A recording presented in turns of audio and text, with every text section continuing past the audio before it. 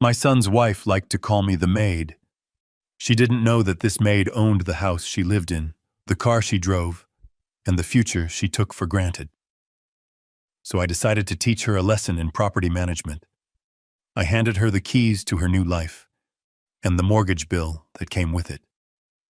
If you believe that respect is earned, not inherited like this video, subscribe, and tell me in the comments where you are watching from.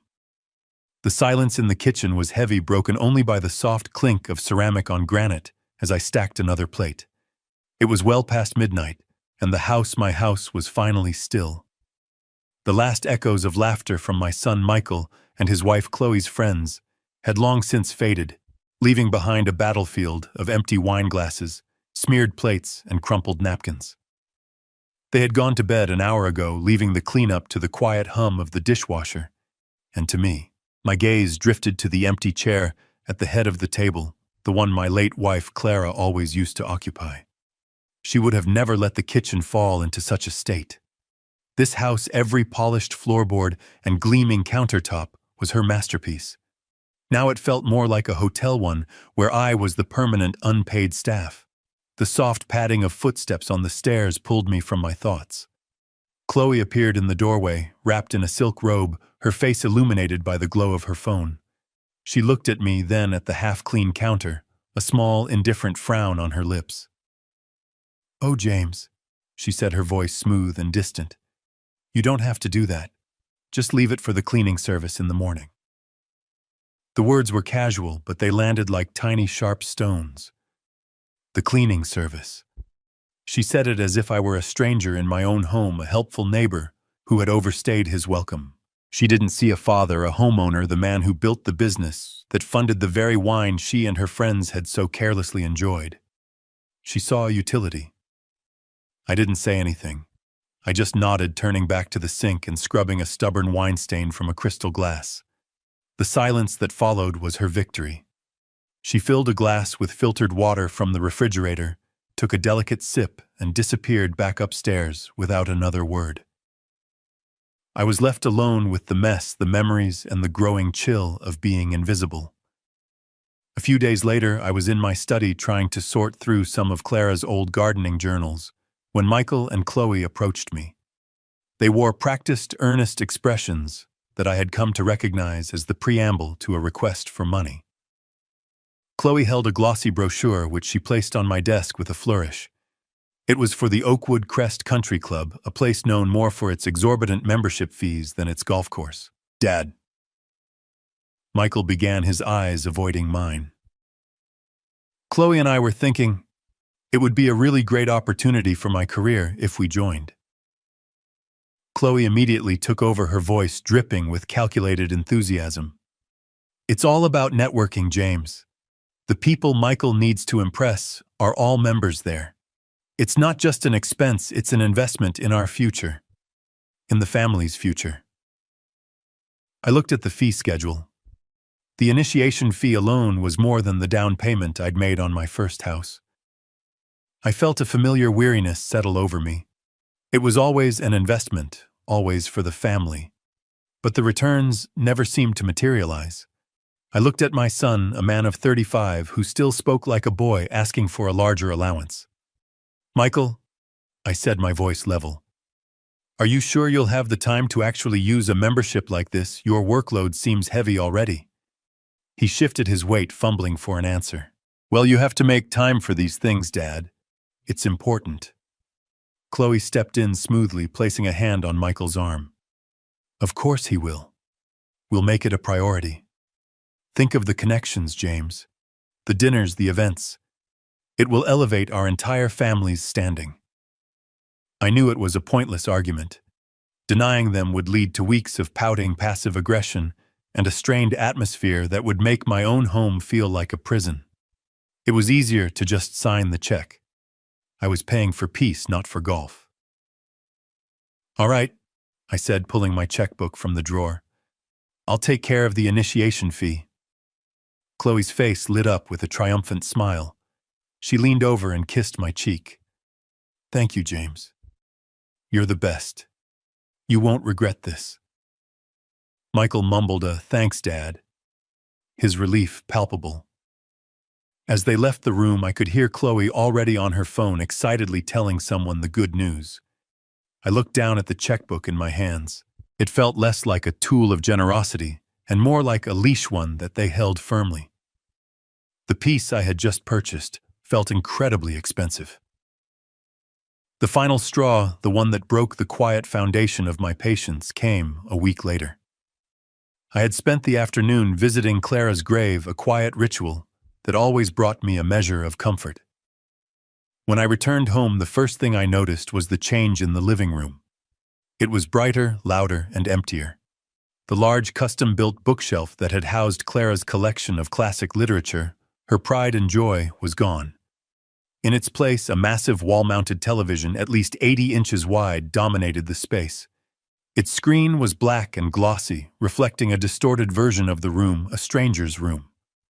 I stood there, my keys still in my hand, feeling a profound sense of dislocation. My heart started to beat a little faster. I walked over to where the bookshelf used to be, touching the wall, as if to confirm it was real.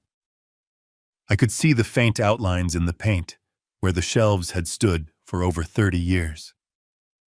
Chloe walked in from the kitchen, humming a tune, a smoothie in her hand.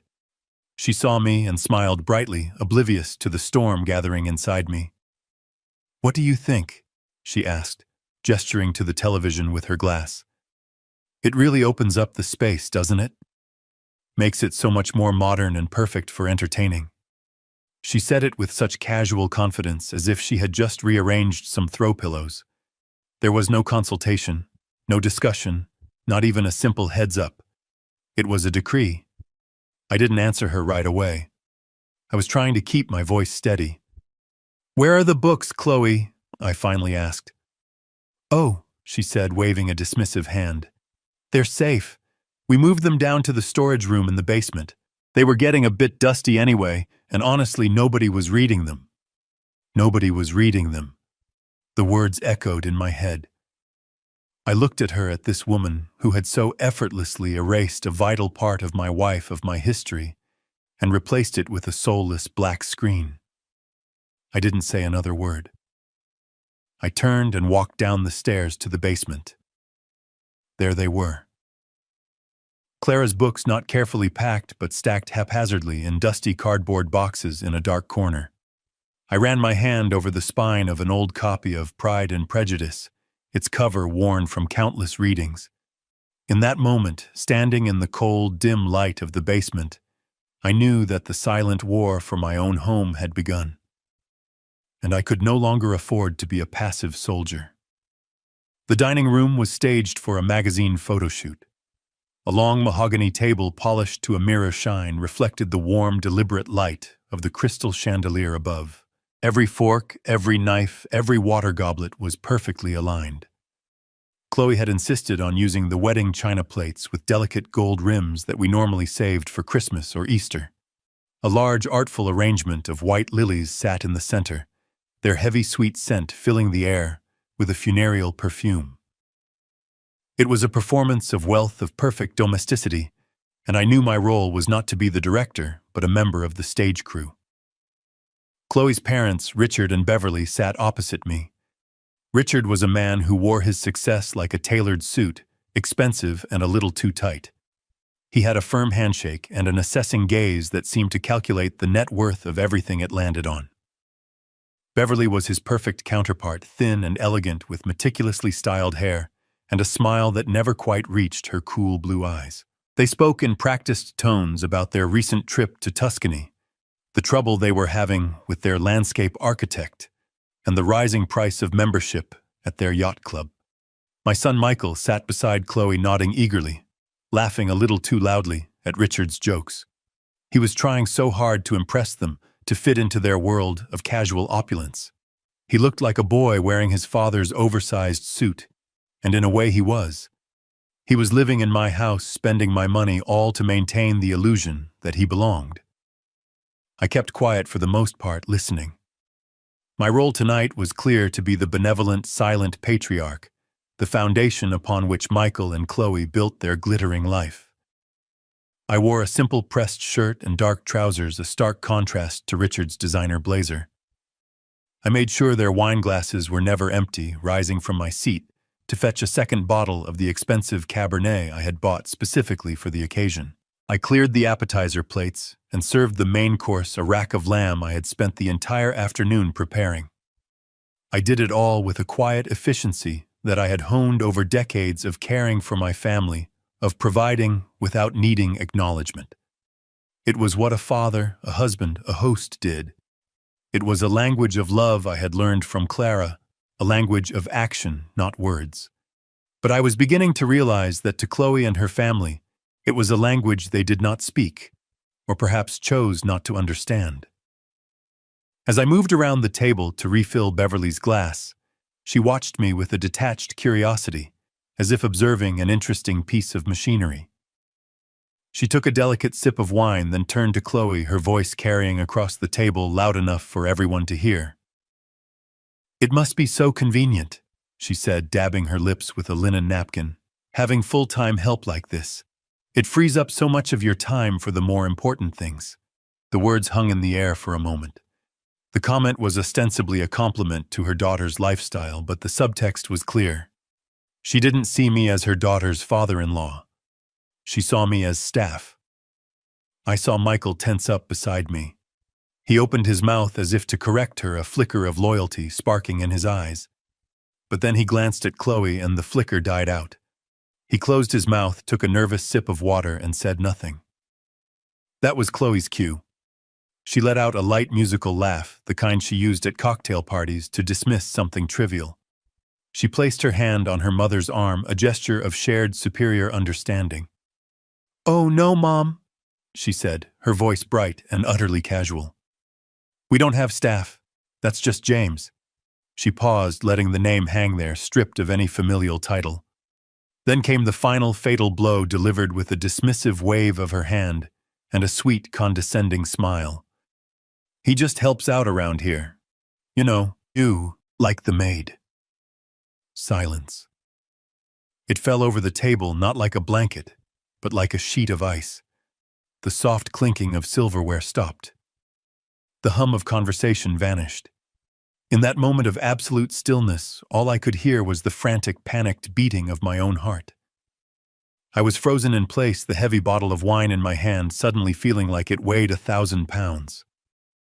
I saw Michael's face turn a deep, mottled red. His eyes were fixed on his plate. His jaw clenched so tight I could see the muscles twitching in his cheek. He was drowning in shame, but he didn't make a sound to save himself, let alone me.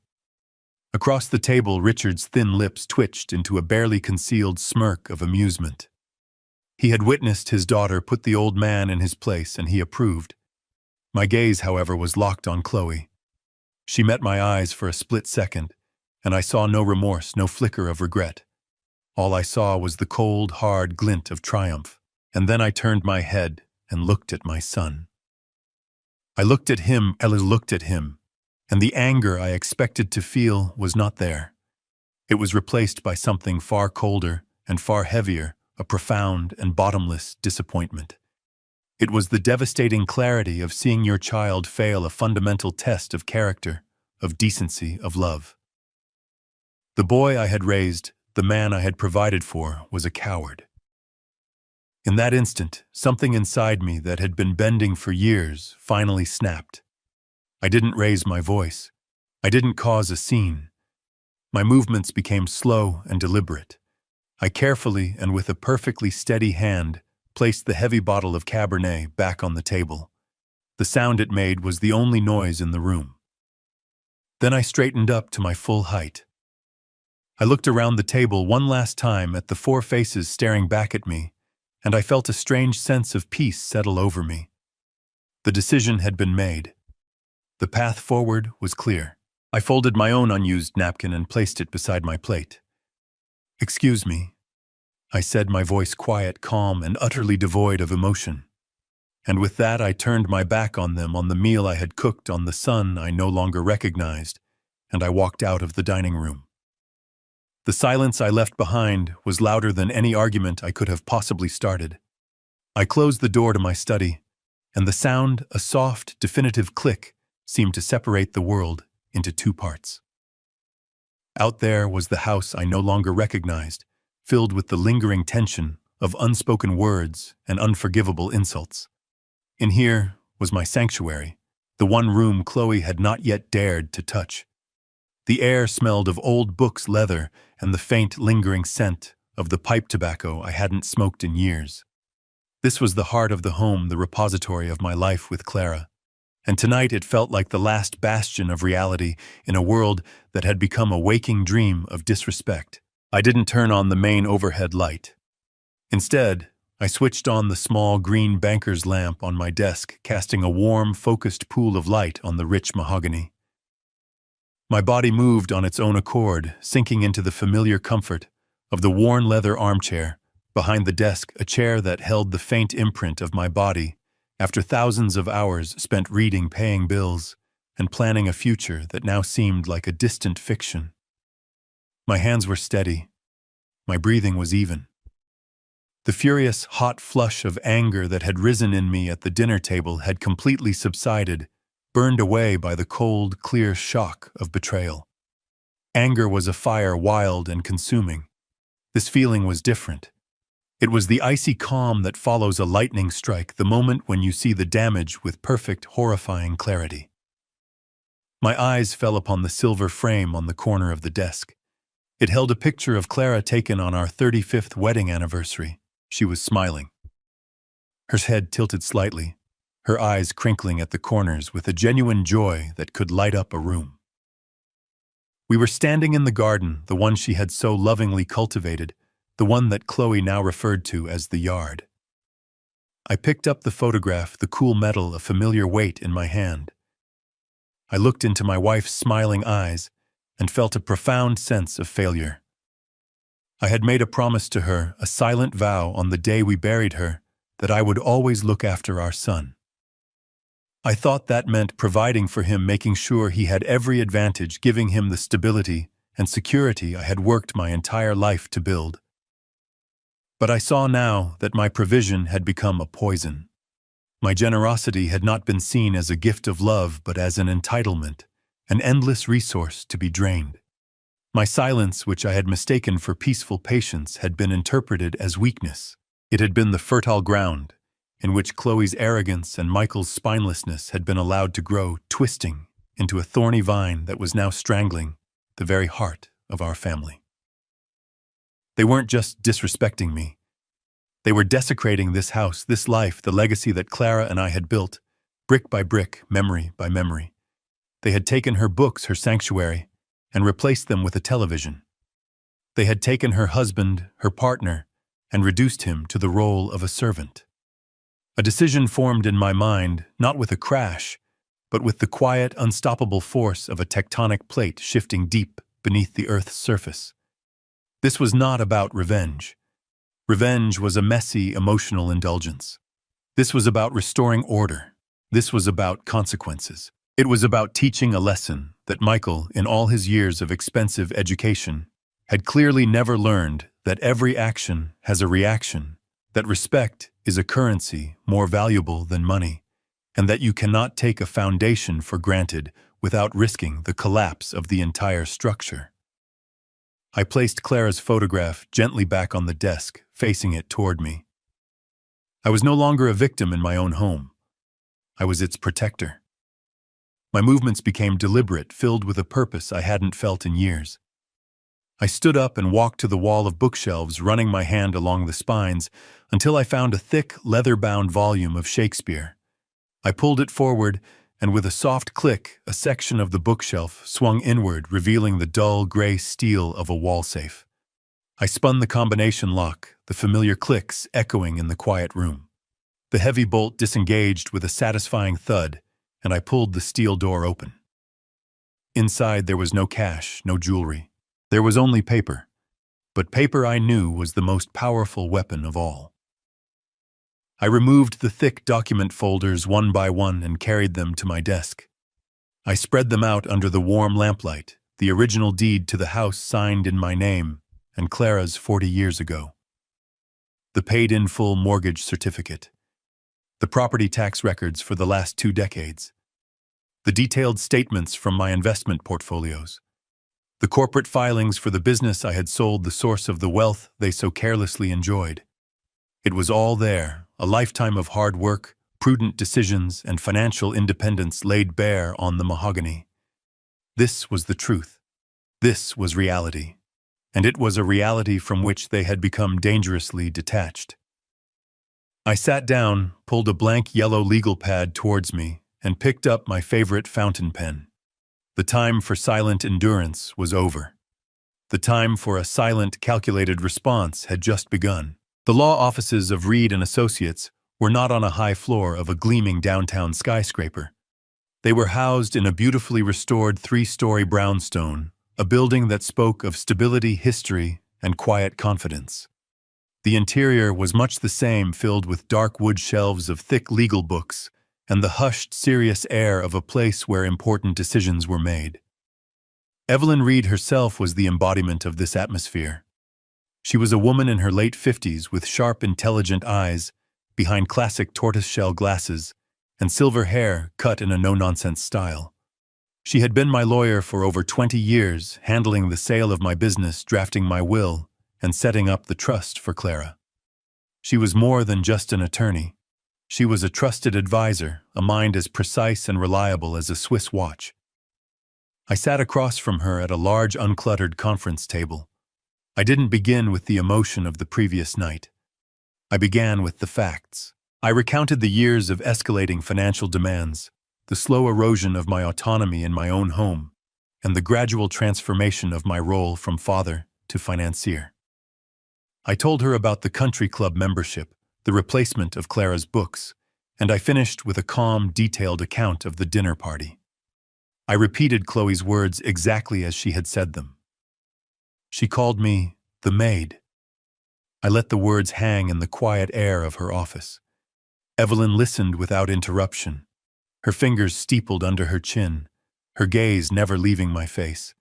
She was absorbing the information, not as a friend would with sympathy, but as a lawyer would, identifying the core of the issue. When I finished, she was silent for a long moment. Then she nodded slowly. "I see," she said, her voice even. "This is not a sudden grievance, James. This is the culmination of a long-term pattern of financial and emotional exploitation." She turned to her computer, her fingers clicking quietly on the keyboard. A moment later, my entire financial life was displayed on the large monitor on the wall. "Let's review the assets in question," she said, her tone shifting from listening to strategic analysis. "Primary residence at 24 Maple Drive. The title is in your name, James Peterson, and in the name of the late Clara Peterson. The title is clean. There are no liens, no encumbrances, and no mortgage. The last county appraisal valued the property at $1.2 million. She continued, highlighting different lines on the screen. "Property taxes for the last 10 years have been paid on time from your personal account. All major utilities, home insurance, and significant repairs, including the new roof in 2022, were also paid directly by you. Correct?" I nodded. "Correct." She looked at me over the rim of her glasses. "And to be clear, this property and its associated costs are entirely separate from your primary investment portfolio, which is held in a revocable trust. A trust to which your son Michael is a beneficiary, but over which he has absolutely no control until your passing." "That is also correct," I confirmed. Evelyn leaned back in her chair. "All right," she said. "The facts are clear. Your financial position is ironclad. Now tell me, James, what is your desired outcome?" This was the crucial question. "I want them to have the house," I said, and I saw a flicker of surprise in her eyes. "But," I continued, "I want them to understand its value. Not its market value, but its true cost. I want to protect the capital that Clara and I worked our entire lives to build. I will not allow her legacy to be squandered by their entitlement." Evelyn absorbed this, a slow, thoughtful smile spreading across her face. This was a problem she could solve. This was a puzzle she could piece together. "An elegant objective," she murmured, turning back to her screen. "Giving someone exactly what they want is often the most effective lesson. There is a legal and financial pathway to achieve this.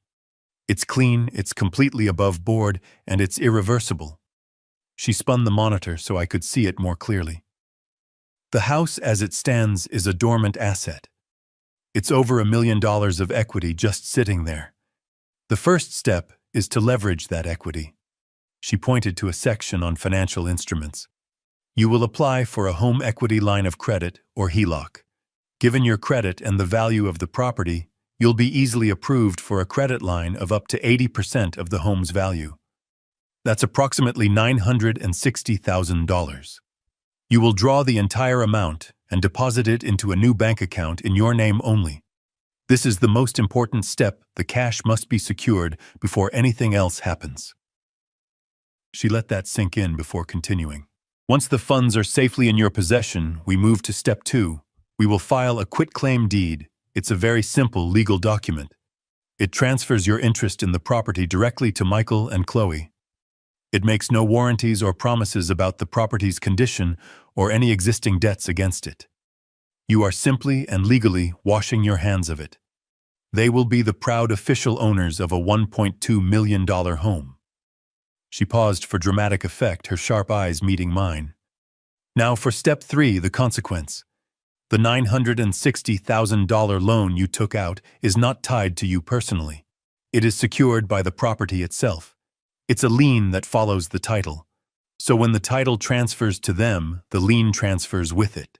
They will receive the keys to their dream house, and a few weeks later, they will receive their first mortgage statement. They will either have to pay it, or the bank will initiate foreclosure proceedings and take the house.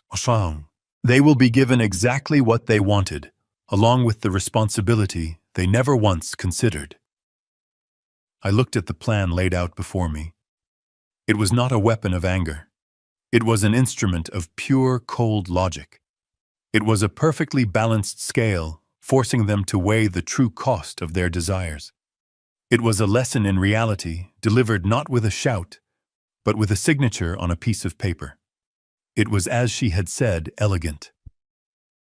"Evelyn," I said, my voice steady and firm, "that is a perfect solution.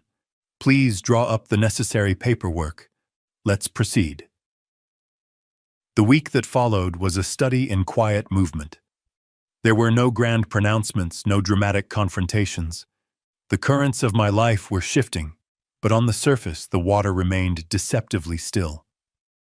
Michael and Chloe were busy with their new country club membership, their evenings filled with social engagements, and their days with a self-satisfied glow. They barely noticed my comings and goings, and that suited my purpose perfectly.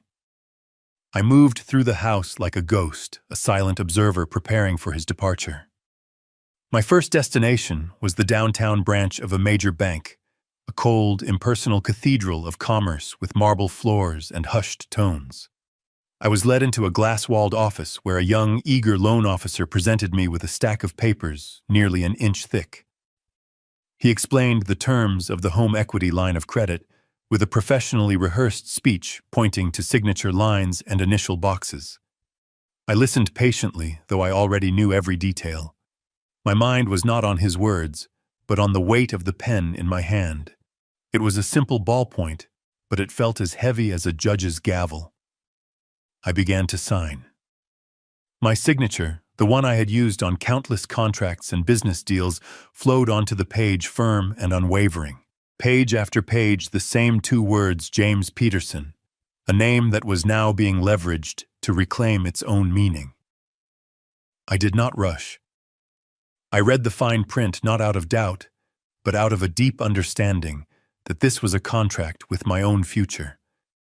When the last page was signed, I pushed the stack of documents back across the polished desk. The young man smiled, relieved. He saw a simple financial transaction. I saw the first turn of a key in a lock that had been rusted shut for years. 2 days later, I was back in Evelyn Reed's office. The atmosphere here was different. It was not the cold impersonality of the bank, but the warm, quiet dignity of old wood and trusted counsel. Evelyn didn't waste time with pleasantries. She slid a single, deceptively simple document across the conference table. It was the quitclaim deed. My eyes scanned the legal language, the formal phrases that would sever a 40-year bond. All my right title and interest. To the property commonly known as 24 Maple Drive. Do hereby release and forever quit claim. It was a legal farewell, a formal letting go. I picked up the pen. Evelyn offered a heavy fountain pen that felt more appropriate for the occasion. There was no hesitation. My signature on this document was a final act of release. I was not just signing away a house. I was signing away a burden I had carried for too long. Evelyn watched me, her expression unreadable but for a flicker of deep respect in her eyes. She took the document, affixed her notary seal, and pressed down firmly. The crisp, percussive sound of the embosser stamping the paper was the only sound in the room. It felt like a verdict being rendered. That evening, I began to pack. Back at the house, I moved with a quiet purpose. I did not pack clothes from the closet or dishes from the kitchen. I was not interested in the things Chloe had bought or the furniture she had rearranged. My task was to curate a life, to distill 40 years of love and memory into a few small cardboard boxes. I went to the study first. I carefully wrapped the silver-framed photograph of Clara in soft tissue paper and placed it at the bottom of a box, the foundation. I went down to the cold basement and found the boxes of her books. I did not take all of them. I chose 3, her worn copy of Pride and Prejudice, a collection of poetry by Mary Oliver, with her notes in the margins, and a thick gardening almanac she had consulted every spring. From my desk I took my father's old gold watch and the fountain pen I had used to sign the deed. I packed my journals filled with the quiet observations of a long and contented life. Each item was a story, a piece of a puzzle that Chloe and Michael had never bothered to solve. As I taped the last box shut, the sound ripped through the silence of the house. It was the sound of an ending and the sound of a beginning. In a closet upstairs, I knew there was a new suitcase waiting. I had already rented a clean, bright apartment downtown with a view of the city skyline. Everything, absolutely everything, was now in place. I called them on Saturday morning. My voice over the phone was calm and even, betraying none of the seismic shifts that had occurred within me. I requested their presence for a family meeting on Sunday afternoon. I used the word meeting, a formal corporate term that was intentionally out of place for a family discussion. It was a signal that the old rules no longer applied. I could hear the curiosity and suspicion in Chloe's voice, but they agreed to be there.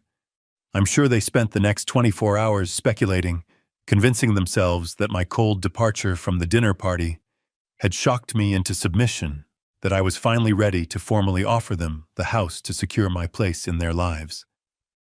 Their greed had always made them predictable. They arrived at precisely 3 o'clock.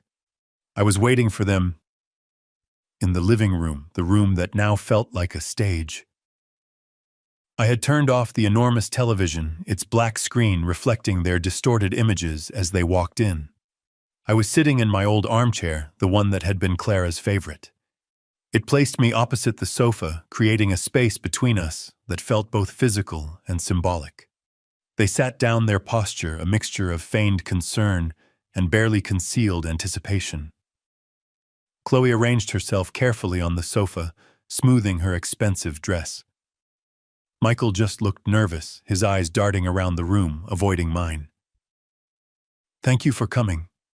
I began, my voice quiet but carrying in the still air. "I've been doing a lot of thinking this past week. About the future, about legacy, and about this house."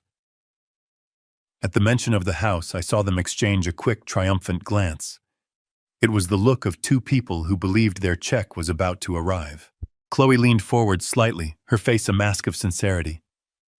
"We were so worried about you, James," she said, her voice soft.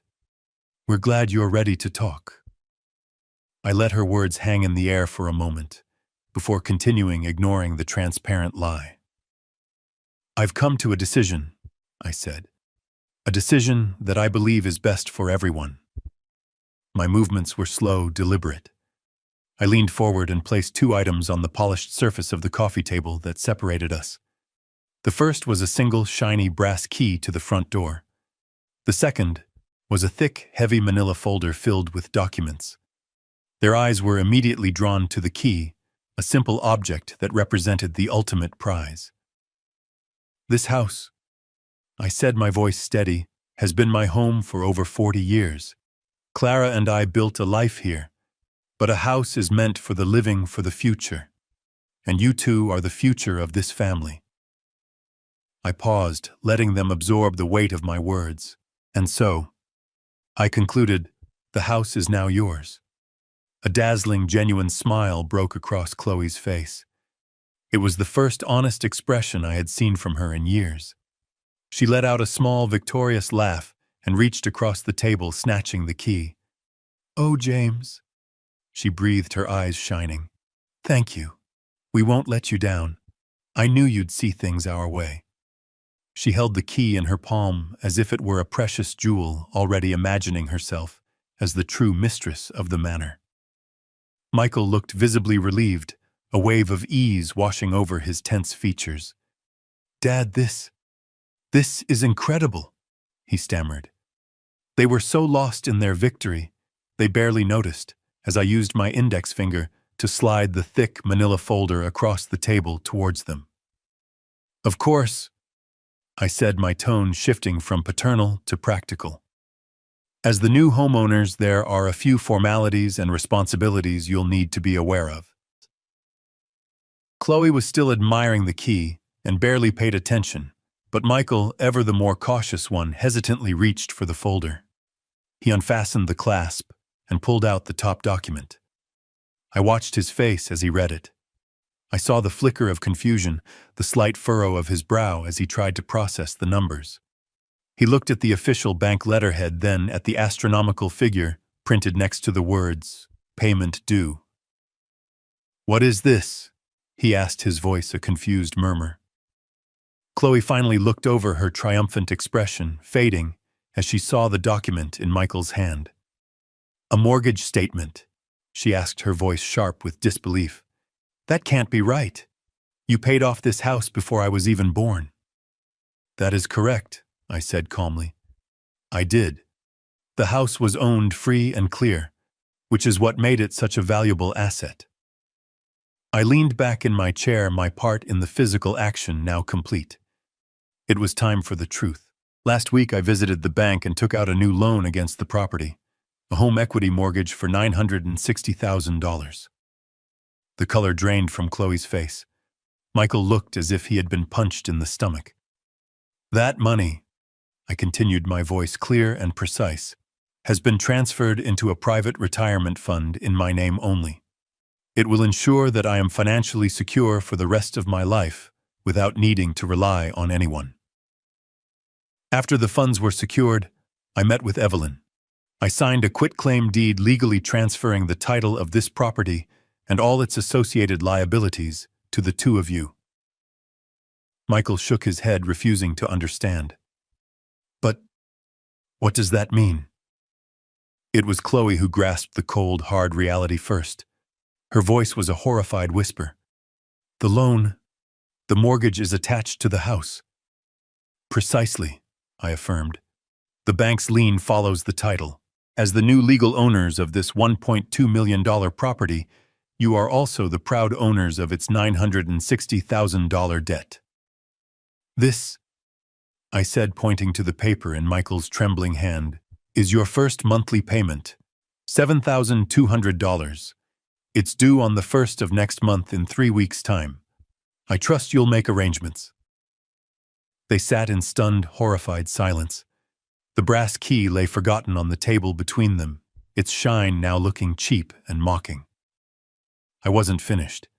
I reached into my jacket pocket and pulled out several more envelopes, placing them on the table next to the mortgage bill, fanning them out like a losing hand of cards. "And of course there are the other costs of home ownership. This is the quarterly property tax bill. That's just under $6,000. And here are the latest bills for electricity, water, and gas. I've already contacted the utility companies to have the accounts transferred into your names. My automatic payments have been canceled." I finally stood up. The meeting was over. I had said everything that needed to be said. I walked over to the coat rack by the door and put on my jacket. I looked back at them, two frozen figures in a tableau of shattered dreams. They were surrounded by the beautiful things in my home, things they had coveted for so long, and they were finally beginning to understand that they were trapped by them. I looked at the key on the table one last time. A homeowner has a responsibility to care for their property, I said, my voice clear and final. And as of today, the maid is quitting. I turned, opened the front door, and walked out into the cool afternoon air without looking back. I left them in the suffocating silence of their new house with nothing but a worthless key and a mountain of bills that was now theirs to climb. For a long time after the front door clicked shut, neither of us moved. We were statues in a museum of our own ruin, frozen in the positions we held when the world had ended. The only sound in the room was the faint hum of the refrigerator from the kitchen, a mundane noise that seemed obscene in the face of such total devastation. The pile of papers sat on the coffee table like a funeral pyre, the brass key glinting under the afternoon sun. It was no longer a key to a kingdom. It was the key to a cage. It was Chloe who broke the silence. Her voice was not a cry or a whisper. It was a low, venomous hiss, the sound of a snake coiling to strike. "Well," she said, her eyes fixed on the door my father had just walked through. "Aren't you going to do something, or are you just going to sit there like you always do?" I looked at her. Her face, usually so perfectly composed, was a twisted mask of fury and disbelief. This was not the plan. The plan was a life of effortless luxury, of country clubs and European vacations, all funded by a quiet old man who knew his place. "Do something," I finally said, my own voice sounding strange to my ears, thin and reedy. "What is there to do, Chloe? Did you not hear him? He's gone. The money is gone." She sprang up from the sofa, her movements sharp and violent. "This is your fault," she shrieked, pointing a trembling finger at me. "Your fault. He is your father. You were supposed to manage him. Instead, you just let him serve you drinks while my parents were here. You just sat there and let me handle it, you weak, spineless coward." The word coward struck me, and for the first time in our relationship, something inside me snapped. The fear that had paralyzed me for years was suddenly burned away by a white-hot surge of anger. "My fault!" I shouted, getting to my feet to face her. "You think this is my fault? I wasn't the one who called him the maid, Chloe. That was you, all you. Was it worth it? Was that one little moment of feeling superior to my father worth all of this?" I gestured wildly around the room, at the furniture she had picked out, at the 80-inch television that had replaced my mother's memory. "This is what you wanted. This house, this lifestyle you pushed, and you pushed, and you were too arrogant and too greedy to ever think he might just push back." Her face went pale with rage. "Greedy," she spat. "You call me greedy? Who was it that wanted the new sports car? Who was it that signed the lease on a car you knew we couldn't afford? You loved the money just as much as I did Michael. The only difference is I was willing to do what it took to get it, while you were just happy to ride on your daddy's coattails."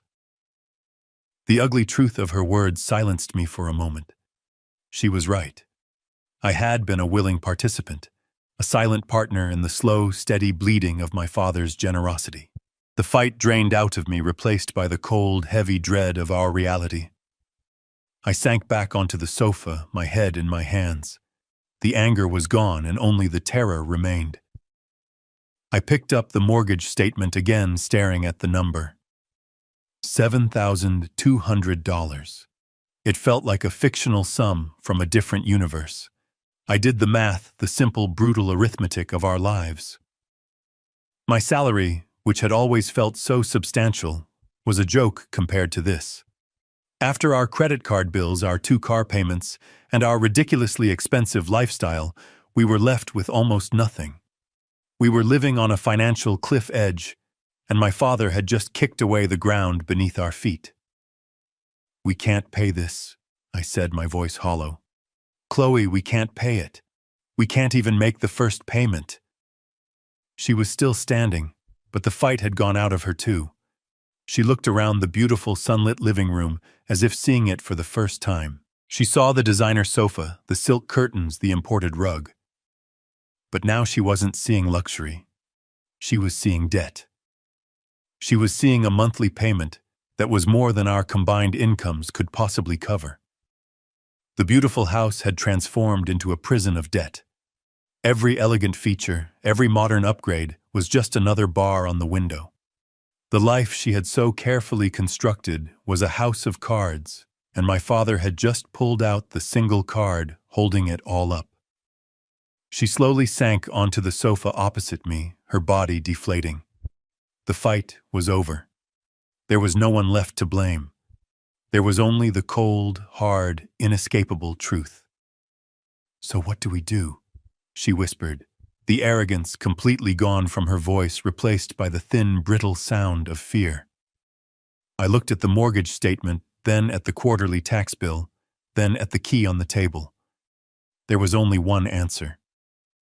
"We have to sell," I said. "We have to sell the house." And we sat there in the crushing silence, two strangers in a home that had never truly been ours. My new apartment is smaller than the living room of my old house, but it feels infinitely larger. It is a space defined not by what it contains, but by what it lacks. There is no tension, no unspoken resentment, no feeling of being a guest in my own life.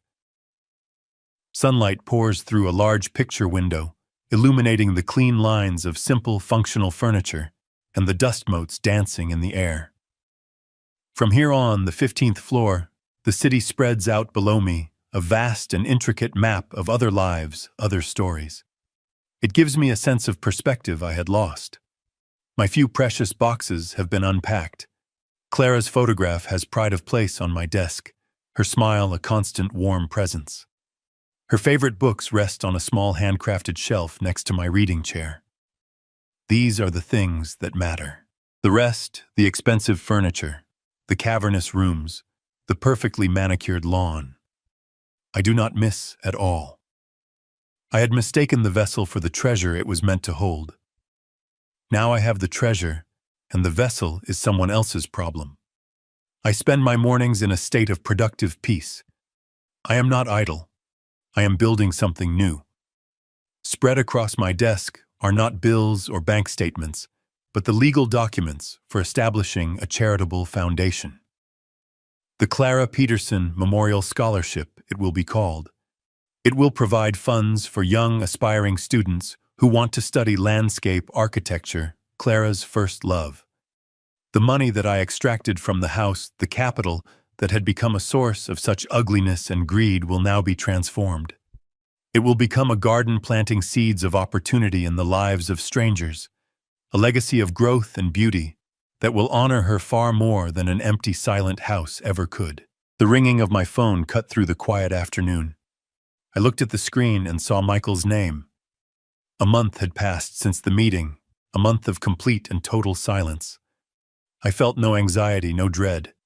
I simply felt a quiet curiosity. I let it ring one more time, a small assertion of my new pace of life, and then I answered. "Hello, Michael," I said, my voice calm. I listened. His voice on the other end was thin-strained, stripped of all its former confidence. It was the voice of a man who had hit rock bottom. I listened to his halting explanations, his litany of woes, his talk of real estate agents and lowball offers, and the crushing weight of debt. I did not interrupt. I just listened to the predictable, inevitable consequences of his choices. There was a long, painful pause on his end, and then came the question I knew was coming. A desperate, mumbled plea for help, for a bailout, for me to fix the mess they had made. I took a deep breath, looking out the window at the endless sky. "I understand," I said, my voice gentle but firm. "It sounds like you are in a very difficult position." I let another silence stretch, forcing him to absorb the finality of his situation. And then I gave him my answer, the one that would define our relationship from this day forward. "Yes, son," I said. "My door is always open to you, but this time you will enter as a guest, not as an owner." I heard a shaky breath on the other end, the sound of a man finally understanding the new rules of the world.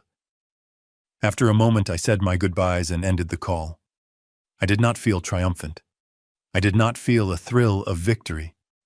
The satisfaction I felt was deeper, quieter, more profound.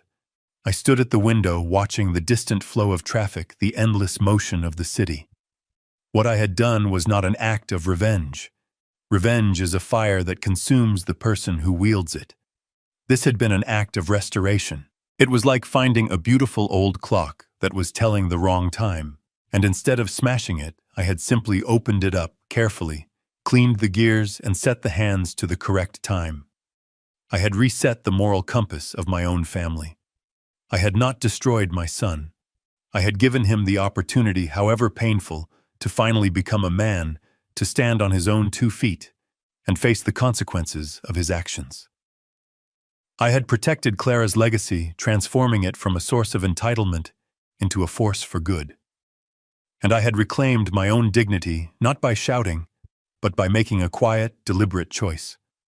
Order had been restored, and in that restoration, I had finally found my peace.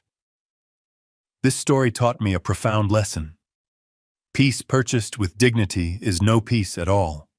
For years, I absorbed disrespect, believing my silence was preserving family harmony. I was wrong. My silence was not a shield. It was a fertilizer, allowing entitlement to grow where gratitude should have been. The hardest lesson was realizing that sometimes the most loving act is to create a necessary conflict. Setting firm boundaries is not about building walls, but about teaching others the value of the door. True strength isn't found in enduring endless disrespect. It's found in calmly and decisively teaching others how you deserve to be treated. What did you think of the lesson Chloe and Michael learned? Share your thoughts in the comments below. And if you believe in the power of quiet strength, be sure to like this video and subscribe for more stories.